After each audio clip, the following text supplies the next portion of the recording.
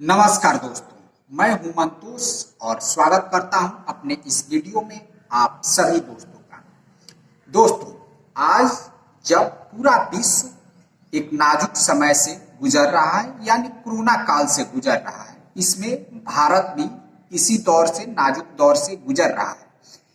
किसी भी दौर में, किसी भी नाजुक दौर में उस देश की जनता क्या कर रही है और उस समय की नाजुकता को वो कितना अपने आप में उतार पाती है, उसके रहन सहन और खान पान और जो रहने का तरीका होता है, उस पे उस देश की पहचान होती है।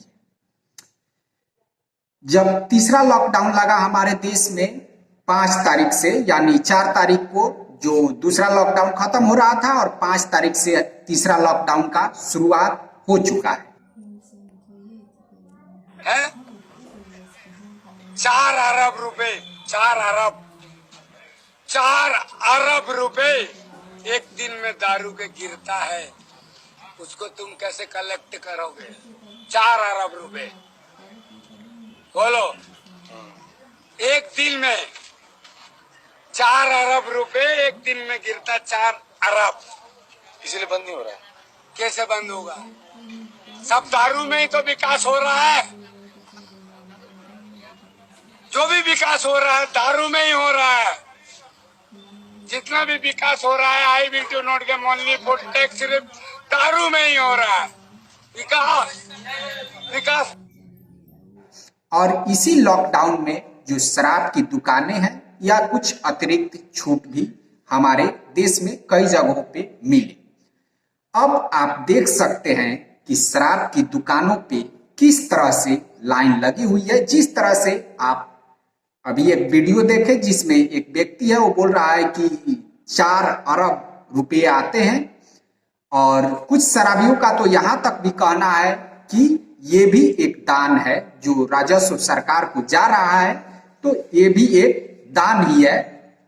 उस दान को लोग डायरेक्ट गरीब को भी दे सकते थे, जहां पे आज हमारे देश में गरीब जो हजारों किलोमीटर दूर से दौड़े आ रहे हैं, पैदल आ रहे हैं, भूखे आ रहे हैं, प्यासे आ रहे हैं, लेकिन अब इन शराबियों को देखते हुए, जबकि ये जो देश है ये विवेकानंद का देश कहा जाता है, ये गांधी का देश कहा जाता है, और हम ये भी कहते हैं कि मेरा भारत महान, तो क्या अब शराब बन गई है इसकी पहचान? अब इसी विषय को लेकर हमारे साथ है राम प्रवेश शाह जी। तो राम प्रवेश शाह जी, जो मोदी ने राशन जो भी बांटा है, ठीक है, पूरे देश में सरकारें राशन बांटी है, तो ये शराब की लाइनों को देखकर तो फेरे में सरकार पड़ गई होगी, असमंजस में पड़ गई होगी कि भाई हम जो सरकार राशन बांटी है वो किसको बांटी है, इन शराबियों को देखते हुए, जो कि लंबी लंबी कतारें आप देख सकते हैं। तो इसमें सरकार तो असमंजस में पड़ गई होगी कि भाई हम राशन अगर किसी को बांटे हैं तो किसको बांटे हैं। देखिए, शराब दुकानें खुली हैं और वहां पे लंबी लंबी लाइनें लग रही हैं जी, जो लाइनें कैमरा की नजर से खत्म नहीं हो रही है, इतनी लंबी लंबी लाइनें देख सकते हैं। बियर जो शराब की वाइन की दुकान है वहां पे देख सकते हैं कि लोग ठेलम ठेली, इतना तो राशन के लिए ठेलम ठेली नहीं देखा गया है। और कुछ ऐसे भी तस्वीरें आ रहे हैं जिसमें एक व्यक्ति का पैंट खुला हुआ है मगर वो उसमें मग्न है, उसको वो भी नहीं दिखाई दे रहा है, जैसा कि तस्वीर में आप लोग देख सकते हैं। तो यह क्या दर्शा रहा है? शराब के प्रति दीवानगी दर्शा रहा है। और जहां तक राशन की सवाल है, तो भाई उसके भी राशन से जिनकी जिंदगी चलने वाली है, जिनके लिए राशन इम्पोर्टेंट है जी, उनकी भी संख्या कम नहीं है, उनकी भी संख्या अच्छी खासी है जी जी। और जो शराब के पीछे धक्का मुक्की कर रहे हैं, लंबी लंबी लाइनों में खड़े हैं जी, और 4 गुना 5 गुना पैसे देने को भी तैयार हैं, जी जी, वैसे लोग भी हैं जी। हर तरह के लोग समाज में भरे पड़े हैं। जी जी। अब रह गया कि शराब की दुकानों को खोलने का फैसले की जहां तक बात है कि जायज है या नाजायज है, जी जी, ये जरूर सोचने वाली बात है जी। मान लीजिए कि एक तो वहां पे सोशल डिस्टेंसिंग जो भी सरकार बोल रही है, सामाजिक दूरी बनाए रखिए, वहां पे तो कोई नजर नहीं आ रहा है। जो शराब मान लीजिए कि जो अभी लाइन में लगा हुआ है उसको भी नजर नहीं आ रहा है, और पीने के बाद तो और भी नजर नहीं आएगा।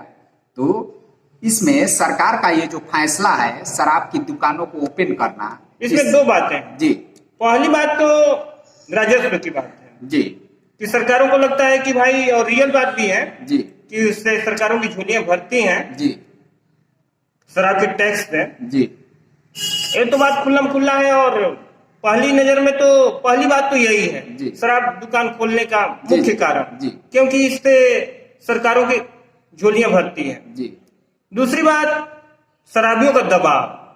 देखिए, शराबी उतने कम नहीं है कि उनकी डिमांड को नजरअंदाज किया जा सके।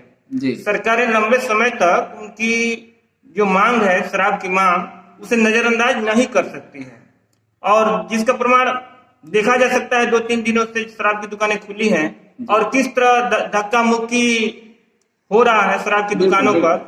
इससे अंदाजा लगाया जा सकता है कि शराबियों की संख्या कितनी है जी। और किस कदर वो लोग शराब के लिए बेताब हैं। जी तो निश्चित तौर पर सरकार के ऊपर प्रेशर भी है इनका, भाई भारी संख्या है, और संख्या भी सरकारें भारी है, और एक वजह राजस्व का भी है। हालांकि ऐसा नहीं है कि शराब से ही राजस्व आता है और शराब से ही सबसे ज्यादा राजस्व आता है, ये ऐसा भी नहीं है। देखिए, हम टॉप 5 यानी जो 5 सबसे बड़े स्टेट हैं, बड़े हम नहीं कह सकते हैं, यानी जो शराब से अर्निंग जिनका राजस्व सबसे ज्यादा आता है, वो 5 स्टेट को हम आपको बताते हैं कि उनका राजस्व महीने में कितना कितना आता है। सबसे पहले है दिल्ली। दिल्ली में 500 करोड़ महीने की आमदनी सरकार की केवल हो जाती है शराब से। महाराष्ट्र में 2000 करोड़ की आमदनी हो जाती है महीने की शराब से। उत्तर प्रदेश में जहां पे 2166 करोड़ रुपए इस शराब से अर्निंग हो जाती है महीने की। मध्य प्रदेश में 833 करोड़ रुपए अर्निंग हो जाती है केवल सरकार की, और राजस्थान में 650 करोड़ रुपए अर्निंग हो जाती है केवल शराब से। सरकार का राजस्व आता है, तो एक भारी भरकम राजस्व हम मान सकते हैं। लेकिन एक बात ये भी है कि लॉकडाउन की स्थिति में या कोरोना काल में हम जहां पे सरकार की पूरी तरीके से अर्थव्यवस्था एक तरह से पूरे दुनिया की हम माने तो बैठती नजर आ रही है। इससे बड़ी बड़ी राजस्व की और भी मान लीजिए कि व्यवस्थाएं हैं, लेकिन उस पे हम लोग ध्यान नहीं दे रहे हैं। और इस शराब को खोलना, क्या जो 40 दिनों से लॉकडाउन चला आ रहा है उसको ये बलि नहीं चढ़ा सकता है। हाँ, बिल्कुल। जो 40 दिनों की राजस्व के लिए हम तपस्या कर रहे हैं, जहां पे पूरे देश में मान लीजिए कि लाखों करोड़ों अरब रुपए इस पे बहाया जा रहा है, उस पे ये मान लीजिए कि 500-700 करोड़ रुपए ये क्या मायने रखते हैं। और लेकिन कुछ खास मायने नहीं रखता है। जी, बात सही 40 है। दिन की जो हमारी कुर्बानी है, हाँ, ये उसको उसको कुर्बान नहीं कर सकता है। पानी में बहा रहा है, मानने वाली जी। बात है। 40 दिनों की तपस्या को ये भंग करने वाली चीज है। जी लेकिन जो मैंने कहा कि एक तो राजस्व की बात, जी देखिए, सेंट्रल गवर्नमेंट ने, गृह मंत्रालय ने जो गाइडलाइन जारी किया, जी जी उसमें उसने अपना गाइडलाइन जारी किया और उसमें ये बोला स्पष्ट रूप से जी कि इस गाइडलाइन में सरकारें इसे ढीला नहीं कर सकती, इसमें तरलता नहीं ला सकती। जी चाहे तो इसे और सख्त कर सकती हैं। जी जी वो राज्यों की बात है। देखिए, सेंट्रल गवर्नमेंट कोई सा भी कानून बनाए, कोई भी गाइडलाइन जारी कर दे, जी। अप्लाई तो उसे राज्यों को ही करना है। बिल्कुल बिल्कुल। क्योंकि लॉ एंड ऑर्डर, पुलिस प्रशासन, ये सब स्टेट गवर्नमेंट का ही है, राज्यों के हाथ में ही जी, है। जी। तो देखिए, लंबे समय से सेंट्रल अपना रूल रेगुलेशन जारी कर रहा था। जी बहुत से राज्य उसे फॉलो कर रहे थे। कोई उसे 100% फॉलो कर रहा था, कोई उसे 80% फॉलो कर रहा था, कोई 50% फॉलो कर रहा जी, था। जी। और कुछ राज्य सरकारें केंद्र सरकार से इस मुद्दे पर झगड़ भी रही थी, जी जी आरोप प्रत्यारोप भी लगा रही थी, जनता की नजर में अपने आप को बचा रही थी और सेंट्रल गवर्नमेंट को दोस्ती दिखा रही थी। जी आरोप प्रत्यारोप का दौर भी चल रहा था। तो इस बार जब तीसरी बार गाइडलाइन जारी किया गृह मंत्रालय ने, जी, तो उसमें ये स्पष्ट कर दिया कि देखिए, हमारा ये गाइडलाइन है और उसमें आप चाहें तो इसे और भी सख्त कर सकती हैं, लेकिन इसे और ढीला और तरल नहीं कर सकती हैं। जी तो उसने तो दे दिया कि हाँ, यहाँ तक अलाउ है, उसके आगे आपकी मर्जी। आप चाहे तो इसमें से कुछ दुकानों को खोले, शराब भी उसमें शामिल था, जी। आप चाहे तो उसे खोले या बंद करें, ये आपकी मर्जी है। जी जी मैं अपनी तरफ से अलाउ कर क्योंकि गृह मंत्रालय, सेंट्रल गवर्नमेंट भी जनता के तोहमत से बचना चाहती थी जी क्योंकि उसके ऊपर लगातार उसके फैसले पर सवाल उठाए जा रहे थे जी जी और वो भी अपने को बचाना चाह रही थी कि भाई देखिए सरकारें वोटों से ही बनती हैं और बिगड़ती हैं, तो जनता की नाराजगी ज्यादा कुछ नहीं लेना चाहती थी। साथ ही आर्थिक गतिविधियों पर भी वो पूर्णतः ब्रेक नहीं लगाना चाहती थी क्योंकि 40 दिनों का अरसा बीत चुका था। जी तो सेंट्रल गवर्नमेंट भी ये चाहती थी कि आर्थिक गतिविधियां धीरे धीरे अपनी रफ्तार पकड़े, जी। एक अनुशासन में जी, जी। बंधे रहते हुए। तो उसमें शराब वाली भी बात थी। जी। अब बहुत सी सरकारों ने उसे खोल दिया, बहुत सी सरकारों ने उसमें अभी फैसला नहीं किया है। या लेकिन देखिए, अधिकांश हाँ, जो महाराष्ट्र सरकार है, जी। आज का न्यूज है कि महाराष्ट्र सरकार ने ये धक्का-मुक्की देखकर शराब की जी। दुकानों को अब उसने ये फैसला किया कि आज से शराब दुकानें बंद रहेगी। लेकिन बहुत सी जगहों पे ये शराब की दुकान खुली हुई है और वहां पे जो है धक्का मुक्की होता ही रहा है। देखिए, एक हम और न्यूज को देखें तो इसमें कुछ औरतें जो है वो शराब की दुकान पे या फिर हंगामा की थी कि नहीं शराब की दुकान नहीं खुलेगी, एक तो लॉकडाउन है, जो मर्द है उनके पास काम भी नहीं है और ये फिर शराब पियेंगे और फिर घर पे आकर उत्पात मचाएंगे। ठीक है, अब इस स्थिति को भी देखते हुए तो क्या आप देखते हैं कि इसमें जो शराब की छूट हुई है तो इसमें कुछ घरेलू हिंसा में भी बढ़ोतरी हो देखिए, जाएगी। घरेलू हिंसा भी बढ़ेगा और बाहरी हिंसा भी बढ़ेगा।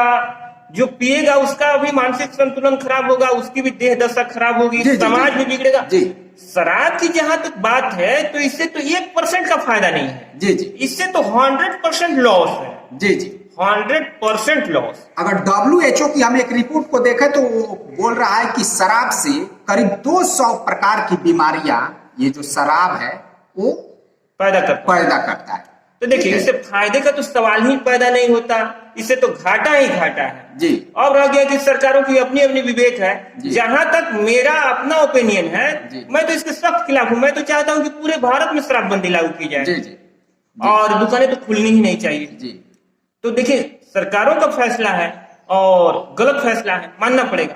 अब इसमें कौन सी मजबूरियां हैं, जी। इनकी चर्चा हम कर सकते हैं। जी तो क्या मजबूरियां है, क्या ये वही जो मैंने पहले वोटर बताया। की हाँ। एक प्रेशर है। एक तो राजस्व की लालच जी। सरकारों की, जी। दूसरी बात वोटर्स का देखिए, प्रेशर। राजस्व एक मान लीजिए कि एक अलग मुद्दा हो गया। राजस्व कोई उतना बड़ा राजस्व ऐसा नहीं है कि पूरी अर्थव्यवस्था में यही सबसे ज्यादा राजस्व देता है शराब। हाँ, इससे बड़ी बड़ी राजस्व की जो और भी लाइनें हैं और भी है, मगर इसका भी योगदान अच्छा ठीक है, योगदान है, लेकिन इसका नुकसान उस योगदान से कई गुना ज्यादा है। ठीक है, तो इसमें कोई दो राय नहीं, नुकसान उससे राजस्व की कई गुना ज्यादा। जी जी जी तो अगर इस तरह से हम देखें तो ये तो मान लीजिए कि एक उसी तरह से हो जा रहा है कि हमारी बनी रहे कुर्सी और जो भी होता है उसे होने दिया जाए। हाँ। ठीक है, चाहे कि ताऊ में नुकसान हो जाए। जब जनता की डिमांड है हमारे पास कि भाई शराब चालू करो तो जनता से ही हम आए, सरकारें हैं तो उस हिसाब से देखेंगे तो राजस्व से बड़ा ये है कि भाई जनता की नाराजगी ज्यादा नहीं बोलनी है जी। और जनता को भाई नाराज मत करो, क्योंकि जनता से वोट लेना है और वोटों से ही सरकारें बनती और बिगड़ती हैं। जी, जी, जी। सरकारें कायम आखिर कैसे रहेंगी, जनता के वोट से ही तो रहेगी। जी, जी। तो देखिए, इसमें जन सरोकार की भावना जो है तो बिल्कुल नगण्य हो जाती है, जन सरोकार जीरो हो जाता है। जी मतलब लोगों की भलाई का जो बात है वो यहाँ पे जीरो हो जाता है, जो कि हर सरकार कहती है कि भाई हम लोगों की भलाई के लिए ही हाँ, हैं। जबकि उसका मूल धर्म सरकारों का यही होना चाहिए कि भाई समाज की भलाई किसमें है, लोगों की भलाई किसमें है। जी जी जी लेकिन वो यहाँ पर जीरो हो जाता है। जी और सरकारों का बनना बिगड़ना उनकी अपनी कुर्सी की रक्षा, जी कुर्सी का बरकरार रखना, उनका अपना फायदा सर्वोत्तम हो जाता है। जी तो अगर लोगों की भलाई, लोग तो आज भी चाह रहे हैं कि हमें पूरी स्वतंत्रता दे दी जाए लॉकडाउन से। ठीक है, हाँ, हाँ। ये लोगों की मानसिकता है।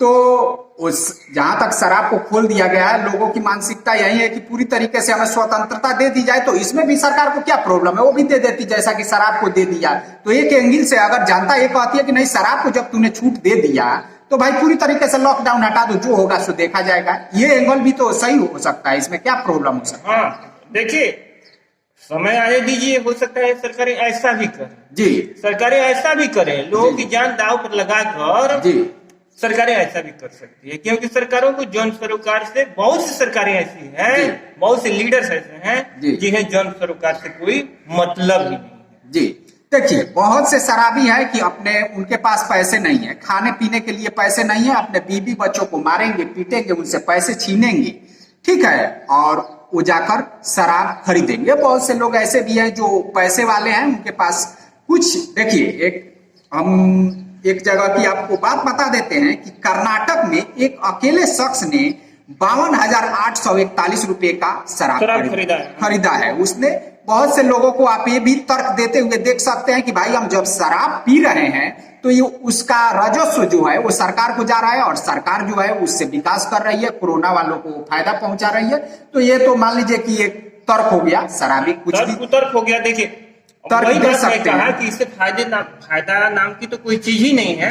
सरकारें अगर जनता की डिमांड पर चलने लगे जी, तो भाई, और उसमें जन सरकार की कोई बात ही नहीं रही, जायज नाजायज की कोई बात ही नहीं रहे, तो तब तो देश में अराजकता फैल जाएगी जी। और जिसकी लाठी उसकी भैंस वाली बात हो जाएगी जी। तो उससे तो भाई कुछ होने वाला नहीं है, बर्बादी ही बर्बादी। तो ये तो सरकारों का प्रथम कर्तव्य बनता है कि भाई किससे जन सरकार किस फैसले में निहित है, हमें वही करना है। लेकिन आज के समय आप देख ही रहे हैं कि आजकल के लीडर्स कैसे हैं, सरकारें कैसी हैं, सोचने वाली बात। जी जी जी। तो चलिए, ये है हमारा देश जो एक नाजुक समय से गुजर रहा है, लेकिन इस नाजुकता में हम अपने नशे में धूत हैं। हमें किसी कोरोना से लेना देना नहीं है। कुछ ऐसे लोग हैं जो अपने, मान लीजिए कि मजे में ही हैरान है, और कुछ लोग ऐसे भी है जो दर्द और कराह से मरे जा रहे हैं। लेकिन जो नशे में है, जो शराबी है, उनको वो लोग अपने नैतिकता को ताक पे रखते हुए ये बहाना बना रहे हैं कि भाई हम तो ये शराब पी रहे हैं तो एक तरह से सरकार को दान में दे रहे हैं। लेकिन वही कहा जाए तो लोग डायरेक्ट उसे दान में किसी को नहीं दे सकते हैं, क्योंकि उनको तर्क और कुतर्क करना है और इसको इसी तरह से जो शराब है उसको सही साबित करके उनको दिखाना है कि हाँ भाई हम सही कर रहे हैं, इसका राजस्व जा रहा है। दिल्ली जो है, दिल्ली सरकार 70% उस पे कोरोना टैक्स के नाम पे उसकी बढ़ोतरी कर दी है। फिर भी भीड़ है, फिर भी भीड़ है। और जो मान लीजिए कि पीने वाले हैं उन पे कोई इसका प्रभाव नहीं पड़ता है। तो एक तरह से सरकारें देखकर खुद असमंजस में पड़ गई होगी कि भाई हम इतने गरीबों को गिनाते हैं और इतने राशन हम बांट चुके हैं, तो ये आखिर हम दिए तो किसको दिए। ये शराब की दुकानों पे लाइनें देखकर सरकार खुद असमंजस में पड़ गई होगी। तो चलिए दोस्तों, यही था हमारा आज का वीडियो। हम अब वीडियो पे अपने यहीं पे विराम लगाते हैं। आप लोग कमेंट बॉक्स में कमेंट करके जरूर लिखिएगा कि ये वीडियो आप लोगों को कैसा लगा। हम फिर मिलेंगे अगले वीडियो में अगले टॉपिक के साथ। तब तक के लिए नमस्कार।